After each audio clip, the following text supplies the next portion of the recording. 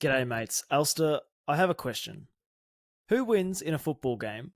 KV Mechelen or 11 Jude Bellinghams? It doesn't matter if you have 9 goalkeepers as long as they're 4 feet tall. Now, granted, this is 11 Jude Bellinghams right across the pitch. There's a Jude Bellingham in goal. There's a Jude Bellingham at centre back. Who wins that game? I don't think you need 11. I think you'd probably just send the one out there. Just send the OG out there, and he'd probably run around KV pretty easily. Yeah, okay. I was pondering that as I was watching him, do Jude things for Real Madrid in the Champions League. And I was watching on rather happily, given he was in my rivals lineup. Now, you never exclude the GOAT, Ulster. When will you ever learn? Yeah, I thought I'd be a little bit of a contrarian and try and play a few of the other, the best of the rest for the Real Madrid boys. Spent all my gems on a keeper, didn't I? Bloody 77 gems for a keeper. Nightmare. Terrible tactics from me. But yeah, congratulations to you, mate, on a big rivals win. So, of course, talking about Ulster and I, we had our weekly rivals matchup, Napoli versus Real Madrid.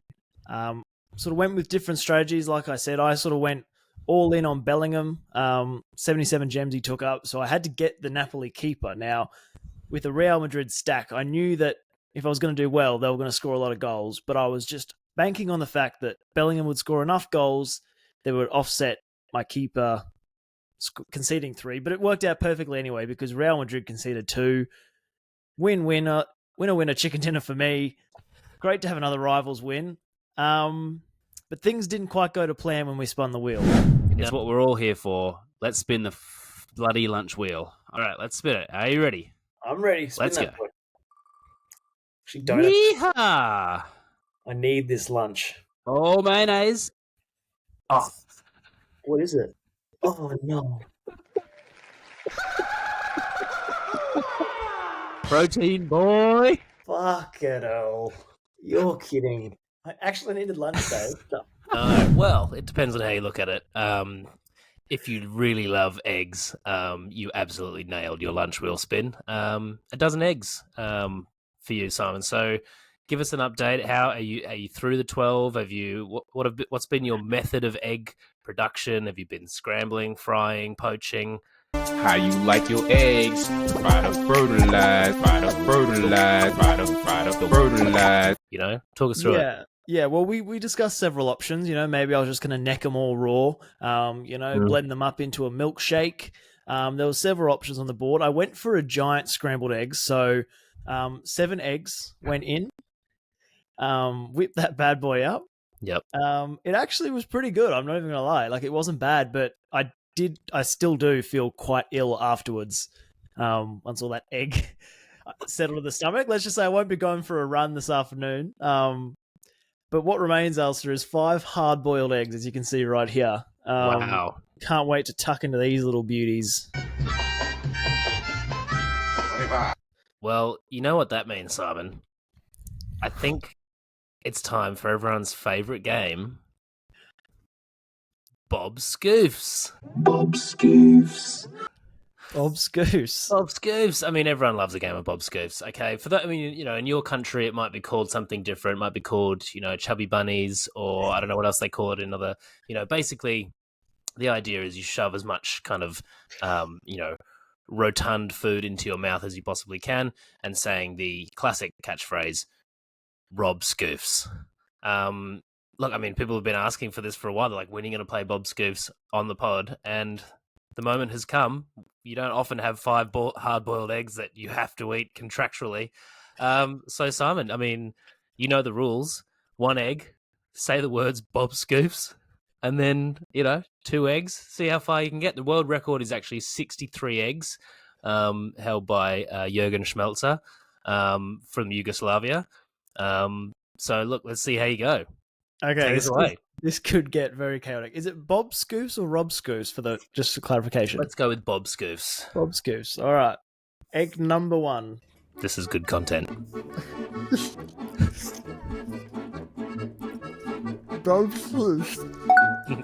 I'll accept it. All right, number 2. You can't chew them. It's so good. Come on, you got 62 more to go. All right, egg number 2. Please don't die.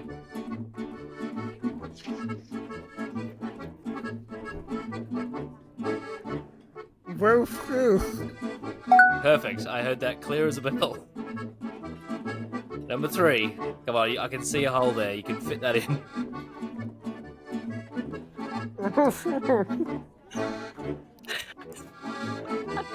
Well done.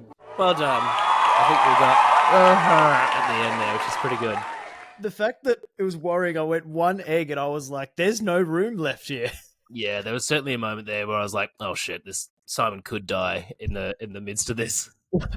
When I was putting in that 3rd one, and I was like, that's the last bit of air straight through the airway. Like, I was just shoveling that down. Terrible time to figure out you got a blocked nose. Yeah. Look, as disgusting as it may be, I will stick to my contractual obligations. I will keep chipping away through these eggs throughout the duration of this podcast. How about if I just like ring a bell or something, and that's you have to eat a boiled egg.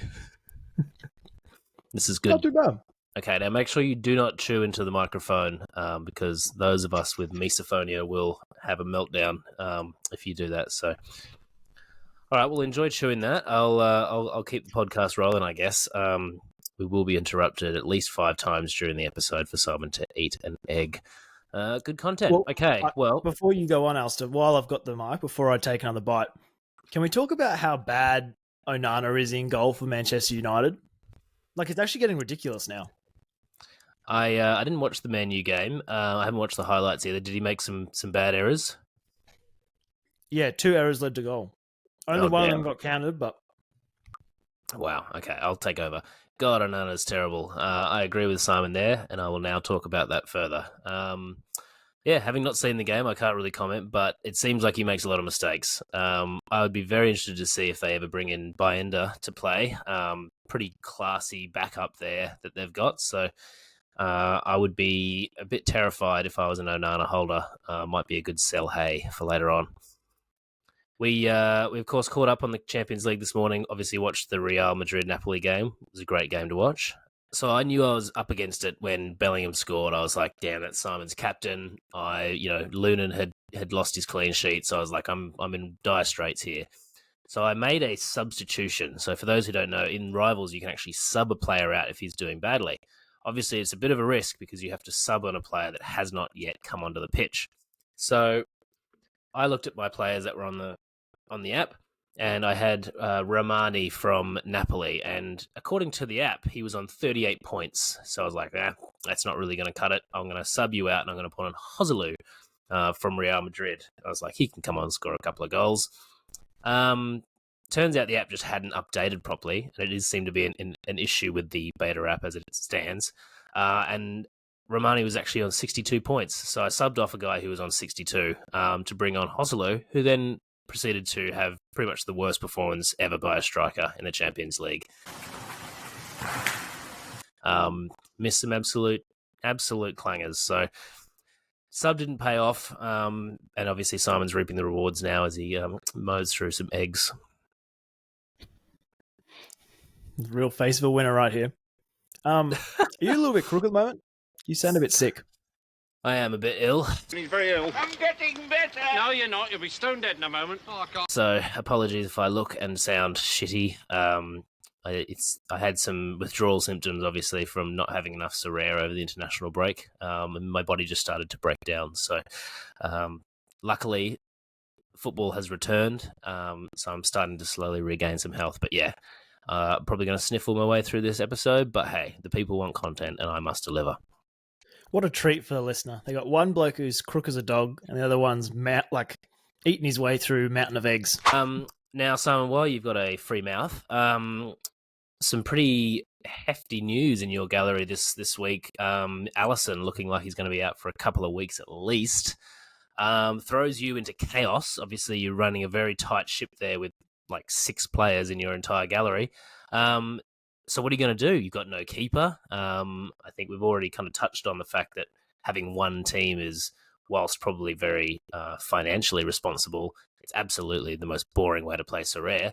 So have you been pondering your gallery makeup? Have you been pondering making some moves, making some purchases? How are you feeling? I have.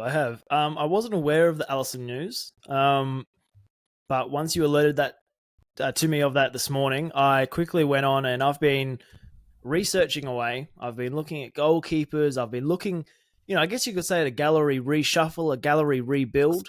And by that I mean selling basically half my gallery, which is 2 players. So what I'm thinking, Alistair, is obviously with Alisson out, now Liverpool still had a lot of good fixtures to come, but I think I have to cut my losses there because I don't want Kelleher. I've seen him play the few matches that he's given, and he's not a very good goalkeeper. Wow. Even with the friendly matchups, I feel like a clean sheet could be a little bit difficult to get. So I'm thinking of jumping ship. When I do things, I like to do them in big, massive waves without much thought or consideration for the consequences. Yep. So what I've gone and done is I've gone listed Alisson, I've listed Virgil van Dijk, and I'm potentially going to list Trent Alexander-Arnold on the market. Wow. So I'm thinking of doing a full 180. It's a procedure. Calm! Wait. Everybody calm down! And, being a bit of a club slut, jumping ship as soon as things go bad. I had a look and I'm thinking Nick Pope and a Trippier combination for Newcastle. They've got a pretty friendly matchups coming up. Trippier has been solid without being spectacular since he went on that run of what do you get, 6 assists in the space of 5 games or something like that. Yep. My other options, I looked at the Juventus keeper, but there was no one to stack him with, so I thought I might avoid there. I thought Jan Sommer for Inter. Again, not really anyone I can pair with him. Edison. So Man City have got an incredible run coming up. So they've got Tottenham at home, Luton, Crystal Palace, Sheffield, and Everton. Ooh. 5 of their next 6 fixtures. Yep. And I was like, could pair him with my Rodri. I could get a Kanji, or I could get one of their centre backs. It could be pretty enticing, but the problem is that City just don't keep clean sheets. You look at Edison's track record, and he doesn't score that well. So, what are your thoughts on all of that? Whew, that's a lot. Edison's fixtures, you'd have to think they're not conceding against Sheffield and Crystal Palace, Sheffield and Luton at least. I guess the biggest thing with Man City is just knowing exactly who's going to start every week. I know that, they've got some great scorers in the backs there. But you never quite know if they're 100% nailed because of Pep Roulette. You could look outside the Premier League. I guess with the Premier League, you've always got that, because it's such a tight league, you've always got that risk of, clean sheets aren't going to be as common as they might be in other leagues where you've got that kind of farmer league matchup. So you could potentially look at I don't know, how much is Neuer these days? You could go for a bit of a buy-in stack, or you could try and, pick one of those more dominant teams in one of the other top 5 leagues. So Italy or France or something like that. But obviously, we've touched on the fact that you want to watch the games as well. So Premier League's probably the best for that. So, well, You didn't seem too thrilled about the Pope suggestion. Talk us through that. I guess it's just because I own a Pope and a Trippier in rare, and they've been a bit rubbish for me lately. Obviously, poor old Nick lost his clean sheet with a very dubious penalty yesterday in the 96th minute. So I've been getting a lot of 96-minute concessions lately, so that's fun. I think that's a good shout. I think Newcastle have got a lot of injuries, so they haven't been amazing lately. I know that because I've had them in my gallery. I don't know what their fixtures are like coming up. I haven't really paid attention, but that is the problem with Newcastle. Is I've watched a lot of their games this year, and like you said, with all the injuries and just Champions League fatigue and all that, they have looked a little bit probably. It could be a little bit risky going for them as we go towards the middle part, the Christmas part of the season. Mm-hmm. What are your thoughts on Edison for City? I suppose every matchup for them is a good fixture, almost. Yeah, I think they've got it. You have to think. Let's have a look at their fixtures. But Tottenham, Luton, Crystal, Sheffield, and Everton. Yeah, that's they have to be keeping 3 or 4 clean sheets out of those 5 fixtures, surely. Yeah, that's some pretty juicy matchups, and they got Burnley after that, Everton again. So, I mean, yeah, every matchup's going to be a pretty good one for them. He scores okay. I guess let's have a look at who you could pair that up with. Let me just, I'll share my screen here. Have you had any more thoughts about your forward option as well? You said that you weren't particularly stoked with Heung-min Son up the front there. Well, is Madison back for Spurs? Do you know? He won't be back till the new year, apparently. Yeah, thought so. So yeah, I've listed Son on the market, had 0 nibbles. Also put out an offer for Antoine Griezmann. So, ooh, lovely. I like that big boy, idea. dominant team, not as good league. I think that's the way to go for the forwards. Yeah, absolutely. Okay. Yeah, look, I think if you're gonna go Man City, what I would do is, because obviously you had a 2-man defensive stack with Liverpool, I would go 1 defender from Man City, so maybe Ruben Dias. Kyle Walker's probably not consistent enough. Maybe Gvardiol. You can see there that Ruben Dias plays most weeks, and then maybe go with another attacker for Man City if you're going to go for the kind of attack, the stack. So you've got Rodri. Maybe if you chuck in a Bernardo Silva or a Foden or a Doku or something like that, maybe even Alvarez while De Bruyne is still out. That way, you kind of you can, because those games against Sheffield and Luton, they may not keep a clean sheet, but they'll probably put 5 or 6 past them. Yeah, but I guess this is the whole problem with City that everyone has, right? Is it's like Doku. He's fantastic, but is he going to start every game? We used to always say the golden rule is knowing that your player is 100% going to play every game. Do I want to run that risk? Yeah, it's tricky. I mean, Foden seems to be starting most games. Grealish, I wouldn't go near. Yeah, you can see Foden there. He subbed on at half-time against Bournemouth.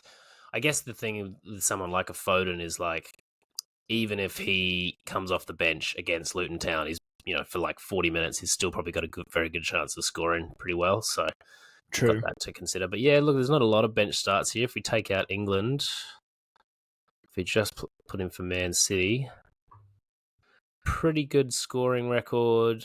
Came in at halftime against Bournemouth, was benched in the Champions League in a game that they were going to win anyway, and then pretty much starts every game. So Foden's not a bad shout along with Rodri. So yeah, I can't see your screen, but how much is his price? Oh my God, you're an idiot. Thank you. Oh, he is. Oh, it opens a new tab. He is $67. Can you put that in ETH terms for me, please? 0.03. Okay, that's fair. That's fair. Yeah. So yeah, look, I think if you're going Man City, you can't really go wrong. I think with your defensive stack, it's in the Premier League, it's a bit of a lottery. You just hope. I don't think there's any team you can be yep, they're definitely going to keep a clean sheet this week. So yeah, maybe I don't know. Maybe you're also better to focus on having 4 just absolute weapon outfielders that can score hundreds for you, so that you don't have to rely on a clean sheet from your keeper to still stay in the prizes. True. Because at the moment, I've got a Virgil and a Son who are good, but aren't that elite level. Yeah. I suppose with the Liverpool defensive stack, if you're relying on a clean sheet for 2 of your players to do well, then if you don't keep the clean sheet, your game week's kind of over. Whereas again with Man City, if they concede 1 against Sheffield and Edison scores 45. That's okay if everyone else in your team scores 90 to 100. Yeah. Would I avoid Haaland then with that logic? Because he's probably capped, unless he scores a brace. I still think Griezmann's your best shout there, yeah. Haaland's too expensive for what you get. 60s and go. Yeah. So potentially I could have an Edison, a Ruben Dias, Rodri, Foden, Griezmann. Whew, that's pretty tasty. Now, that still brings up the point of obviously one injury has sent you into chaos and you're completely rebuilding your gallery. I'll talk while you... Oh, a little slice of egg, very tasteful. You got to go the whole leg at once. Come on. Yeah, so one injury's thrown your gallery into chaos. Are you going to start maybe looking to try and put together a Cap 240 team or an all-star team that you can be running concurrently so that you've got options, and you don't have to completely throw the baby out with the bathwater every time there's something that goes wrong? I will, but I'm waiting for Rivals to come on boarded properly. Really? Yeah. So I reckon once Rivals is on, I can pick up pieces to help me with Rivals to like beat you or beat mates. And then that can filter into like an all-star team that's just a bit of a like go lucky kind of team. Okay, but couldn't you just reverse engineer that and the players that you buy for your Cap 240 team? If you try and pick up some value or or just buy 5 really good players to go in your all-star team, could you not use them in Rivals and just pick those games as the games that you enter the arena with? Is that how Rivals is really going to work, though? Because I feel like most of the time it's someone will challenge you and then you'll want to buy a player to give you an edge. Well, you can go and challenge other people as well. So you can be like, right, I want to enter the arena with my Man City stack and absolutely wipe the floor and pick up heaps of zappies, And I guess you could look at it in the way of if you enter a team now, rather than waiting for Rivals, if you can be picking up some tier 4s, tier 5s, tier 3s, you can then use them in Rivals as well, rather than going the other way around and buying players just for a Rivals matchup. Fair. That makes sense. I feel like if I had that team, though, I wouldn't have any real high hopes for it. Like, it's so hard to win in Limited. I just feel like it would be there, but I don't think it would actually win me anything. Well, should you prioritize Cap 240? $5 every week. Because that's $5 is you can buy multiple cards with $5. Or you can just stack it up and take it out of the platform every time you hit $20. That's a lunch wheel. Yeah, that's a good idea. Good idea, Dinosaur. I mean, that's actually like a good shout because then if you're in Limited, you're not competing against everyone else. That's right. Complete. Yeah. So I've been listening to just to say one of my favorite. He's not really a content creator, but one of my favorite guests on any Sorare podcast is Orange Fly, who was recently on the Sorare Data Strategy show, talking about how he has prioritized Cap 240. And a lot of what I've heard from him in the past has like inspired, my move to get into super rares and stuff like that, which, as we've touched on, it's been a bit rough, but ultimately I have actually made quite good returns from that move, So, and he was talking about how really everyone should be prioritizing the cap modes because all you have to do is beat Sorare and you win. You can still, if you've got a good Cap 240 team, you can still win cards. But I think if you're picking up that threshold every week, it's just always that return on investment that's there for you. If you can pick up some cards, great. And then obviously you've got your main team that you really get behind as well. Okay. Yeah, no, that's a good point. I don't know why that hasn't clicked for me before, but yeah. Yeah, I think my argument in the past has been that I'll just have a whole lot of rubbish cards sitting around, but I guess if that's depth for your 240 for the weekends that you need it, then yeah. And because at the end of the day, that's how I used to play. I mean, I don't know why I've gone away from it. Like Threshold used to be my main priority. I think I got put off by how hard it became in rares, but Limiteds it should be a lot easier. And you don't have to buy shit players. You can buy good players that are coming back from injury or, have just had a bit of a bad run of form. There's plenty of players where they just haven't scored a goal for 3 or 4 games or they've played for the national team and, they've come off the bench and that brings their L15 down. Like, those players are out there. You don't have to go and buy shitters to fill a Cap 240 team. But obviously, if you can, prioritize that competition alongside your other one, if you can start winning some cards, winning some thresholds, you can reinvest that into more quality. So you don't need to necessarily buy shit players and keep them there. Yeah. Yeah, no, fair point, fair play. All right, well, Simon, we had some very exciting news this morning. It's that time of year. Everyone's opening up their Spotify Wrapped. I don't know about you, but I've spent the last 3 or 4 weeks just madly listening to really avant-garde, cool, indie, underground music that no one's heard of, so that when I post my Spotify Wrapped, I can be like, oh, you've never heard of Scronge Fluff? Oh, they're a great band out of Baltimore. This one's great. They use this kind on Pet Sounds. You know Pet Sounds. But this is the first year that we've had a Spotify Wrapped for our podcast.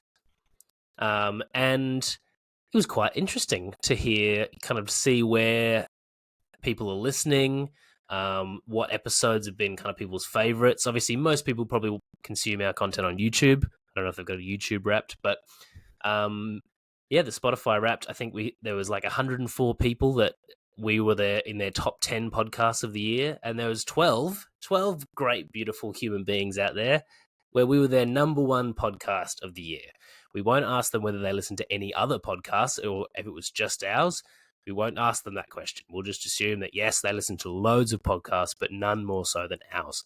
So thank you, everyone out there. Thank you, everyone who listens to us and comments and subscribes and interacts with us on Twitter. It's excellent. I hate to break it to you, Alistair. Actually, it's just me and my 103 burner phones, and I just have the podcast on repeat. Hit play on all 104 at once every week. Just racking up those numbers. No, mum. it is great. Your mum, my mum, that's two. No, there's no way my mum's listening to this podcast. I would hope not. She'd open up the episode and just see her son shoveling eggs into his mouth. Yeah, well. Yeah.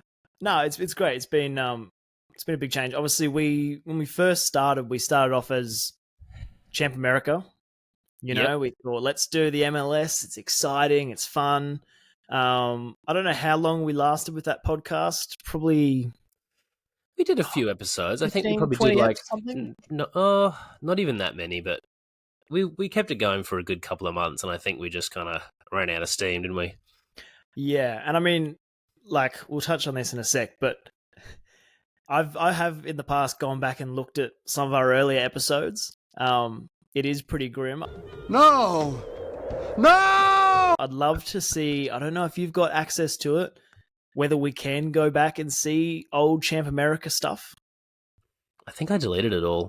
Yeah, it's all gone. It's all burnt. Yeah, because I kept the same like YouTube channel. I just kind of moved everything over. So I think it's gone, but I'm sure we could probably dig it up somewhere. But yeah, pretty rough. I mean, so we kind of started it as like a bit of a side project just for one of your university assignments, right? And we kind of thought, yeah, we watched the MLS. We love the MLS. Let's talk about that. So I think we kind of realized pretty early on that was a bit too niche, which wasn't enough to talk about the MLS week in, week out. And also we just didn't really enjoy it because the MLS was causing us so much heartache and pain every week. Yeah, it was a very negative podcast, wasn't it? It was mostly us just coming on, complaining. And then I remember that there'd be weeks where just nothing really happens. And we'd be like, okay, well, so the football's happening. Yeah, cool. All right. That's right, yeah. So we branched out into the much larger niche that is Sorare. For all the people that love to listen to Sorare content. But what do you think have been like our biggest kind of, what have we learnt the most since we started? Like, what have you personally kind of learnt from when we first began? Well, I think what I've learnt, and this is given that I've come up with a sports journalism background, obviously do commentary quite a lot, but just how different podcasting is to all those other things that I've done. So whether it be presenting in front of a camera or commentary, I feel like looking back through the episodes, just like being more comfortable and having a conversation, having some fun with each other, not being too regimented and having to be too official and formal, like just being able to have a chat and be conversational. And I think listening back to the podcast myself, it sounds way better. Like if you listen to the first episode we ever made and the episodes now, like the difference is just astronomical. Turn around, bite eyes. Every now and then I fall apart. And I need you now tonight. And I need you more than ever. Yeah, I think we probably were a bit guilty early on of trying to make it a bit too much like a radio show with kind of segments and stuff like that. Obviously, we still do have elements of that, but I think more recently we've fallen into a bit of more of a groove of just chatting as if we were kind of, down at a cafe or something. I don't know if people like that. Maybe they want the segments to come back, but I feel like it's more enjoyable for us anyway, just to have a chat. Yeah. I had someone actually, this is funny, 2 days ago at my last ever futsal game, Scored 5 goals, by the way. Just put that out there. See, nobody cares. And he was a guy I knew. We weren't like super close friends, but like a guy I knew. And he used to listen to our very first episodes. Oh no, gringe! And the shame that came over me when he was like, "No, look, it's you guys are giving it a crack," and I was like, "We're so much better now, I swear." Listen now. Oh man, the imposter syndrome is real. Not that we've not that we're winning awards or anything out there, but I think objectively I can say we've definitely improved, and we seem to get some pretty positive feedback from people. People are often telling us that they love listening to the shows and they're waiting for our shows each week and stuff like that, which is amazing. But I don't know about you, but personally, I think that there was an episode where I did a solo one, you were away or something, and the whole time I was like, this is just dog shit. No one's going to want to listen to this. And I think that every week, like we finish recording and I'm like, well, I mean, it was fun for us, but no one's going to want to listen to this. And every time that people listen to it, it does really blow me away. Yeah, I mean, and when we started, we would have 10, 20 views, and I'd probably take up 10 of them just rewatching it and going back through. Like, do you not find it crazy that people listen to our podcast? And if someone says, "Oh, how many views do you get on your podcast?" or "How many subscribers?" and we say, "Look, we got 296 subscribers," it doesn't sound like much. It sounds quite awful, actually. But for me, that just will forever blow me away that there's 290 people all across the world that like this niche and they like listening to the stuff that we talk about. Like, that is just mental to me. It is wild. And yeah, to see that stat of like 12 people that had us as their number one, regardless of the technicalities of how they got to that statistic, that's crazy. 12 people. I don't even know 12 people. Like, I'll have one friends, please. This is sad. So the fact that we've got what did you say? 300, almost 300 subscribers? That's wild. Yeah, and it's slowly been going up. My birthday's coming up. Wherever those 12 people are, you're going to invite to my birthday party. Come round. We'll, have a roast or two. Yeah. Might have some leftover eggs. You never know. Got 4 more to go, by the way. Spin the lunch wheel. Hang on. Yep, 4 more eggs to go. Yep. You've only eaten 1 egg. They're pretty thick. All right, you have an egg break. I'll go on.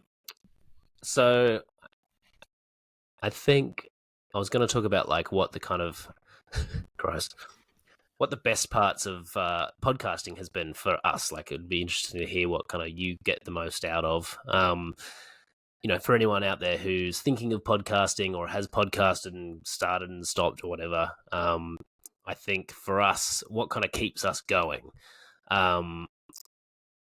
Personally, the engagement we get on Twitter is I absolutely love that. We're not, it's not huge, but there's those people that every now and then they'll tag us in something because, they're having a roast and they'll be like, "Hey, Sorare down under having a roast. I smell like beef." Or people that comment on the stuff that we post and share it and that kind of thing. Like, that always kind of warms the cockles a little bit.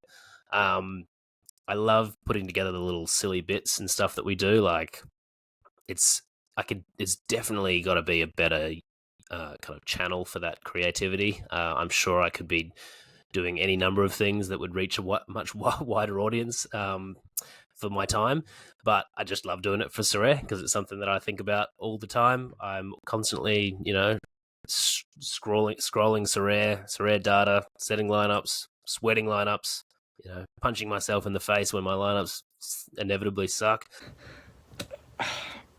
So it's kind of a bit of a release, actually, to be able to just do some silly shit about Sorare, share it with a bunch of people who get it, which is wild.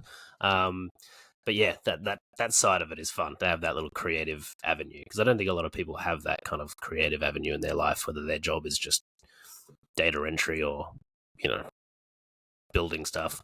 It's good to have that little creative outlet, I find. You're right. Building stuff's not creative at all. Building bridges, buildings. Yeah, you get the plan, you put it together. Simple. Basically just IKEA. What do you do for a living? I lift things up and put them down. Right, it's just big IKEA. Yeah, and I think as well, like when you start something out, it's never going to blow up overnight, especially something as niche as Sorare. And like our first 10, God, no. 15 episodes, we weren't really getting many viewers. We were just pumping it out, looking to get better. And I think you've got to get over that hill of that initial, like, why am I spending all this time doing this? No one watches this. No one cares. I'll just throw in the towel. But it's just funny, isn't it? Like you keep chipping away, you just keep doing it. And eventually, like, you know, you get a lucky break or a couple of people get it. And all of a sudden you start getting that following. And I think on the back of what you said, for me, it's the community. That's what I love about the podcasting. You touched on the people that comment, the people that share. Even if we've got 296 subscribers, everyone that likes it, comments, shares it, I feel like I know them, and I feel like that's a community, even though we've never met. You know, I think when we went on the Sorare Data show and like Laird was like, oh, I feel like I can say this joke about Simon. You're ugly. You're disgusting. I'm going to kill you. Give me $200. Like we've never met. I'm a complete stranger technically. And he was like feeling completely comfortable that he could absolutely rib me. And I love that. I reckon that's sick. Absolutely root you, did you say? Rib. Oh. Oh no! Oh, I'm gonna root ya. I feel comfortable that I could root you. No worries. Yeah, exactly. I mean, yeah, a lot of those content creators that we kind of chat with and interact with, you know, whether it be on Discord or on Twitter, like, yeah, you do feel like you know them, and you know, hopefully we can have some kind of actual physical meetup at some point. That would be amazing.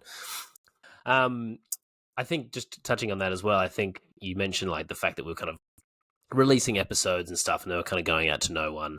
I do think, and shout out again to the Sorare Data guys, particularly the Sorare Andrews fellas, because I think they were the first to really like give us a bit of a shout out and be like, oh, I listened to this episode and it was hilarious and you should all listen to it. And that really did make a massive difference in terms of people finding us. And then that kind of just, you know, snowballed from there. So I think for anyone who has got their own podcast and you're at that phase where you've done a few episodes and it's just not clicking or, you know, no one's resharing it or whatever, like it really is, as cliche as it is, it's a case of just keep working on it and then someone somewhere will notice it, and if they share it, all of a sudden it can really snowball. So yeah, shout outs again to the Sorare Andrews guys. You made us what we are today. Admit you're nothing without me. And coming from where we were as well, I mean, there was audio issues, there was microphone issues. I used to have to like sit right up next to the camera because I didn't have one of these arms, because the one I ordered online didn't fit my microphone. And even still, it's a bit of a makeshift setup. You know, my camera is currently on an empty shoebox. I finally bought a proper light. Like I used to just put like a lamp and I'd be this bright orange boy. All these like learnings, little intricacies. You know, you've obviously done a great job with the editing, but I remember some early days, there was some rogue bits. You know, forget to cut off the end and there'd just be like 14 seconds of us going, yep, all right, well, cool, what are you up to after this? I'm going to go and pour. I don't know, I might head. The question is, how do democracies respond to those scandals? And what will it mean for...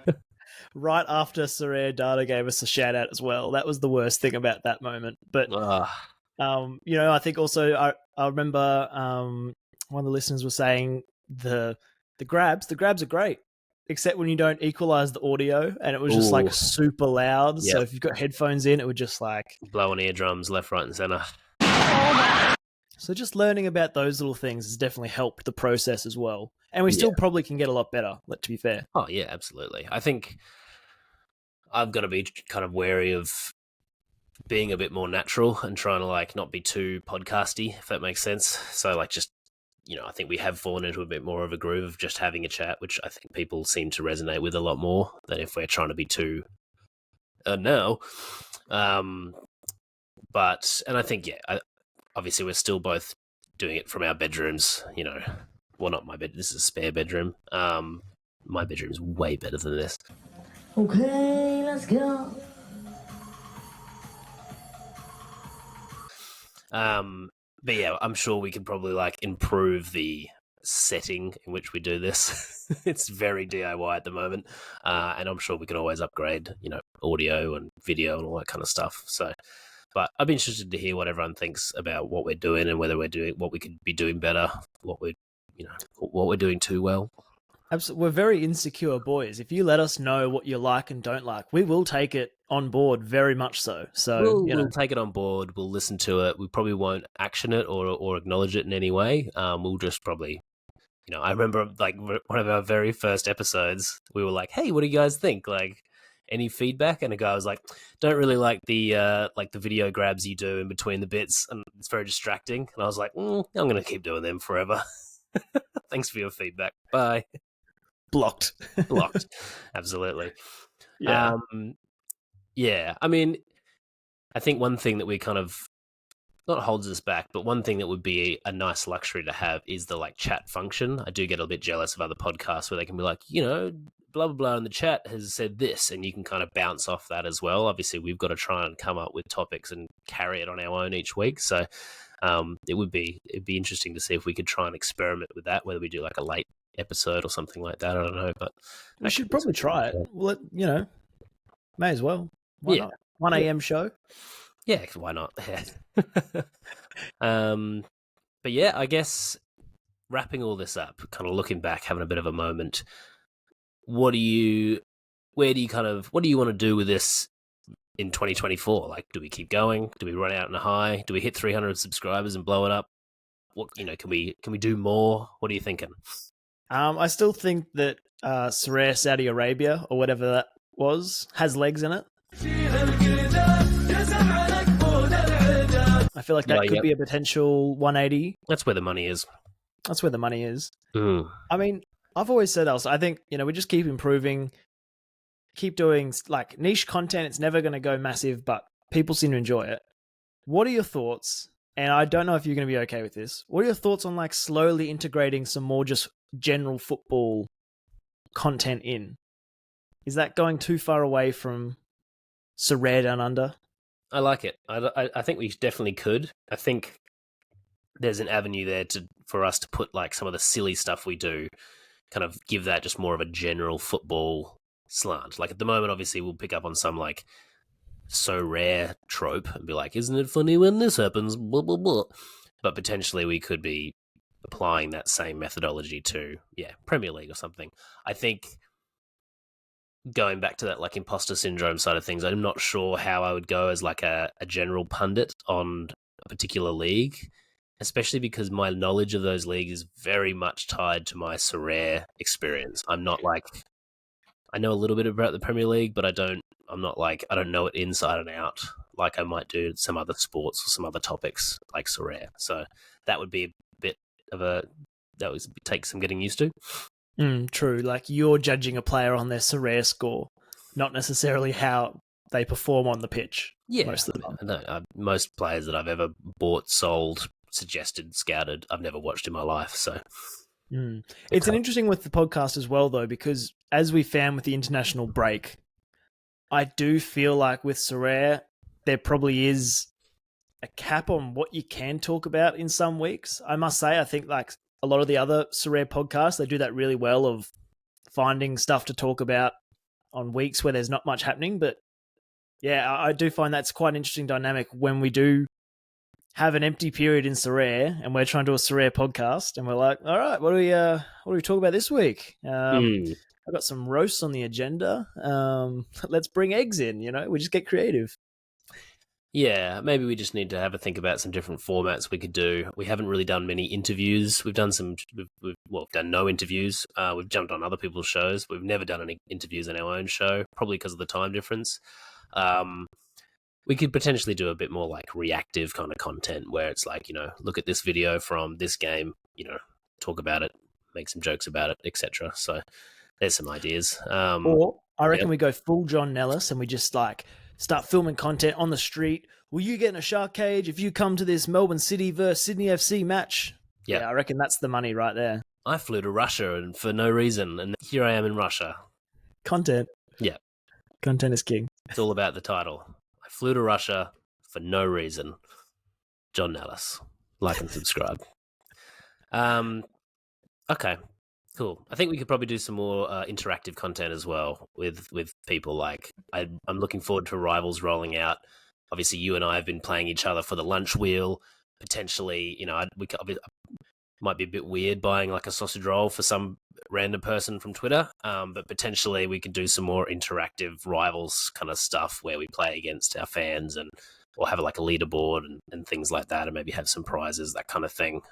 Try and get the community a little bit more involved in the actual making of the content. I'm not going to lie, Elster. I've still got 3 eggs to go, and I'm starting to struggle a little bit. Well, you're in luck, Simon, because I'm about to take the reins and do something that we haven't had for a couple of weeks, probably more than 6 weeks, I'd say, since we did one of these. It's buy low, sell hay. The stocks decide my moves. Fuck! Damn it! Wait, is green good? Green's good. Okay, never mind. But BIJLOW, sell hay. I'll get it right eventually. All right, you eat your eggs. I watched the game this morning, and the commentator pronounced it BIJLOW. Really? There you go. Yeah. Buy low, sell hay. It was there right in front of us the whole time, and we've been doing it wrong. That is why we called it that. Alrighty, well, you eat some eggs, and I will go through some buy low, sell hays. I really need water. I should have brought water. No, water's cheating. We all know that. What about barbecue sauce, salt reduced, and sugar? Okay, can you please put like some barbecue sauce in your mouth, then an egg, like a barbecue sauce chaser? You've done this to me. I'm not your puppet. I'm not taking your orders anymore. You have to. All right, you eat your egg boy, and I will. Okay, first one on my list today is Samuel Lino. I always get the song Poor Lino stuck in my head when I talk about Samuel Lino. Poor Lino by Royksop. It's a great track. Go and check it out.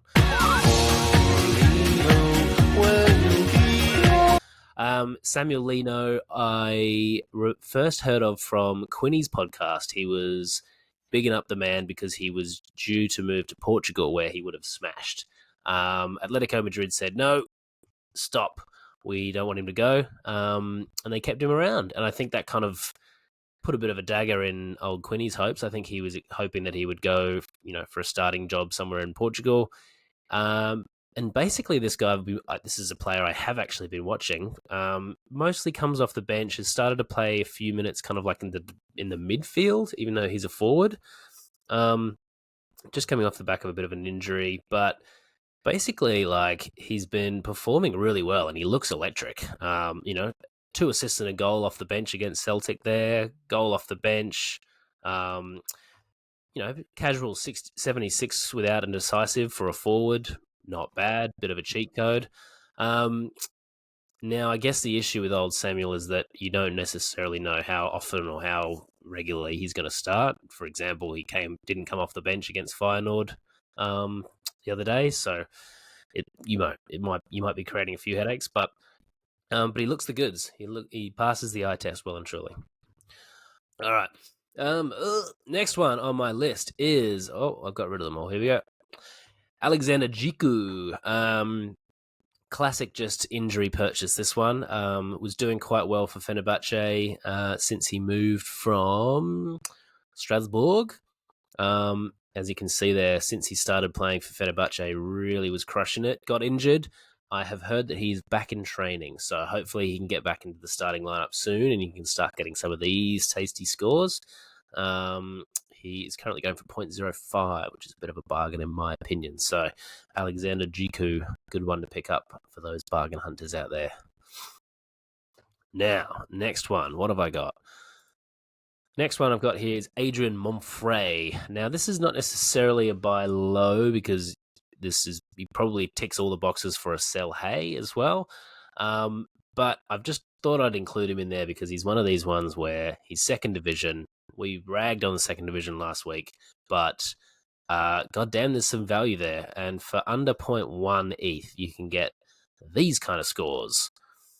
Mr. Consistent, lots of dark greens in there, playing at centre-back, doesn't even need a clean sheet, just smashes it. So, again, could be one where that could all drop off, but as you can see from his scoring chart, he's pretty damn consistent. So if you're looking for like a top-tier player at a bargain tier price, old Monfray is your man. All right, now last one. This is a little bit self-serving, this one, because I've just picked up this man's super rare. Very risky on my part. Super rare purchases are always terrifying. But it's big Hugo Lloris, born on Boxing Day. How about that? Hugo, for those who may be following the Premier League or Spurs, he is currently the third in line for the throne at Spurs. He's been dethroned. Vicario's not losing the spot anytime soon, and from the looks of things, Fraser Forster is the backup. So no utility for Hugo at the moment, but last transfer window, everyone was just super sure that he was going to leave. You know, he was not that long ago the French goalkeeper, played the World Cup final. You know, still a great goalkeeper, just not quite what Spurs were looking for. He had a few offers from different places, and I think that he got an offer from Nice, which I think was his childhood club, but it came in like just before the deadline, and he was like, I don't want to rush this. I don't want to like sign for a club when I don't really know what's in it for me or for the club. So I'm assuming, I'm hoping, I'm praying that in January he gets a move. I'm hoping he does what he says he's going to do and go back to France for his family's sake.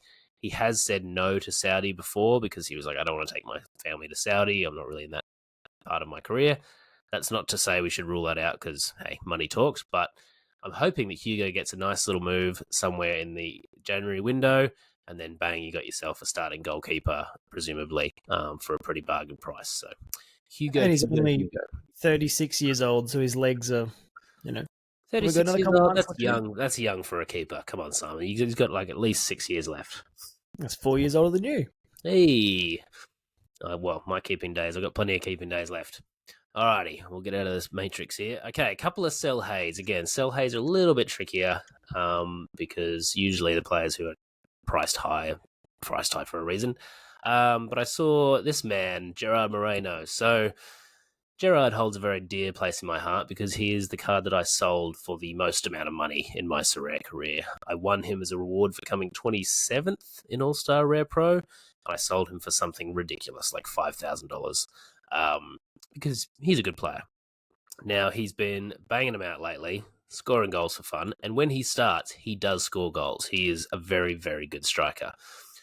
However, he is constantly injured. Like, it's almost laughable how often this man gets injured. And I can only see that, an injury on his horizon somewhere soon. So, look, he's not going for that expensive at the moment, so I wouldn't necessarily be like panicking to sell him necessarily. But if you've got one, you're racing the clock against injury. So if you can move on and pick up someone else that's a little bit less injury prone, I would do it.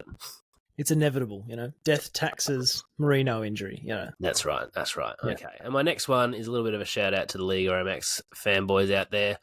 Juan Brunetta. Probably one of the best cards on the platform at the moment. Dark greens across the board.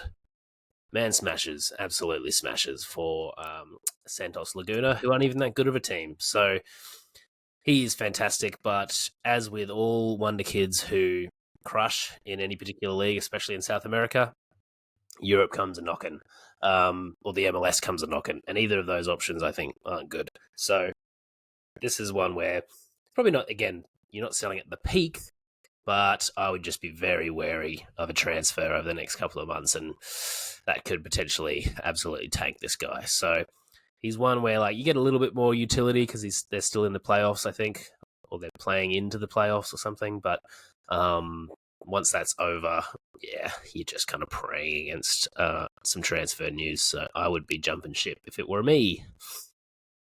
There you go. Thanks, Elster. I mean, it's been a while since we've had a buy low, sell high episode. I got through another 2.5 eggs. So you're almost there. So can we wrap it up with you just downing one egg whole?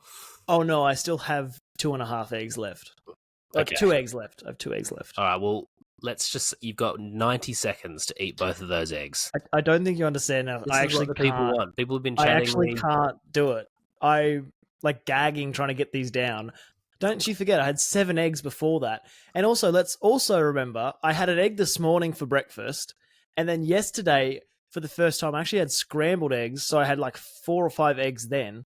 So what's that? Like, I'm looking at 18 eggs in the space of about 36 hours. Hey, I mean, you know the rules of the lunch wheel. You got to eat what's on the lunch wheel. You've got a dozen eggs to get through. I want updates throughout the day as you knock off, more and more eggs. I want updates. That's what the people want. I've got egg headaches. I feel I've got a sore stomach. I just want it to stop. Have you got This any was meant to be a plans? reward. Have you got any plans this weekend, Simon, to hit up any nightclubs with low ceilings? I'll be locking myself in my room. It's for everyone's safety. I was gonna say you're gonna be the worst disco farter that we've ever seen. Stay away from Simon. If you see him on the dance floor, if he starts doing his moves, starts shaking up to you, just beware.